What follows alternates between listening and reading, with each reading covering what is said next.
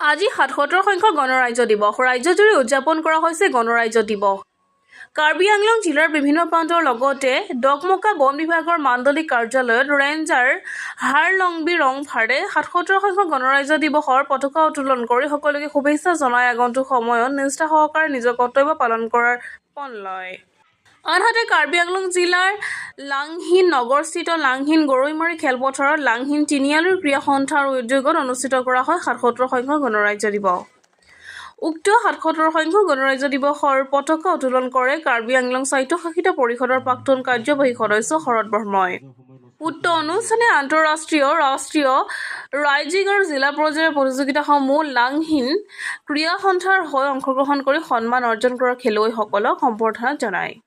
আজিৰ অনুষ্ঠানটিত উপস্থিত থাকি ক্ৰমে লাংহিন ক্ৰীড়া সন্থাৰ সভাপতি ৰত্নাকৰ স্বৰ্গীয়াৰী, সাধাৰণ সম্পাদক টংকেশ্বৰ খাকলাৰী, লাংহিন পৌৰসভাৰ অধ্যক্ষ এথেলিয়ান মুছাহাৰীকে আদি কৰি বড়ো অগ্ৰণী সংগঠনসমূহৰ নেতৃবৃন্দ।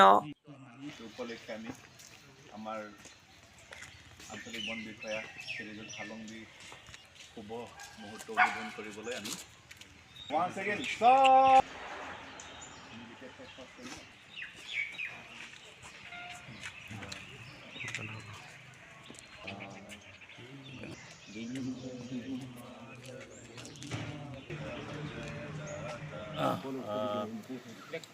Pardon, আজি ২৪ জানুৱাৰী 77 ৰিপাব্লিক ডে চেলিব্ৰেশ্যন আমি বন বিভাগৰ ফালৰ পৰা এতিয়া ফ্লেগ পোষ্ট কৰিছোঁ এতিয়া চেলিব্ৰেশ্যন কিবা কাৰণে চ' ডেট আমি আৰু মানে এটা ৰেজলিউশ্যন কি আমি আৰু মানে ডিউটিটো মানে আৰু ভালকৈ কৰিম মানে উইল ডু আৱাৰ বেষ্ট। তিনিআলি ক্ৰীড়া সন্থাৰ উদ্যোগত 2026 চনৰ 26 জানুৱাৰী আজি উত্তোলন কৰা হৈছে। এই উত্তোলনৰ অনুষ্ঠানত আমাৰ স্থানীয় ব্যক্তি শ্ৰীযুত শৰৎ বৰ্মৰ দেৱৰ দ্বাৰা আমি জাতীয় পতাকা উত্তোলন কৰিলোঁ। ইয়াতে আমি প্ৰত্যেক বছৰে কৰাৰ নিচিনাকৈ এই বছৰো আমি আমাৰ ক্ৰীড়া সন্থাৰ তৰফৰ পৰা যিখিনি ইণ্টাৰ ডিষ্ট্ৰিক্ট, নেশ্যনেল, ইণ্টাৰনেশ্যনেল এইবিলাকত যিখিনি আমি প্ৰাইজ পাওঁ সেইবিলাকক আমি সম্বৰ্ধনা কৰা হয়।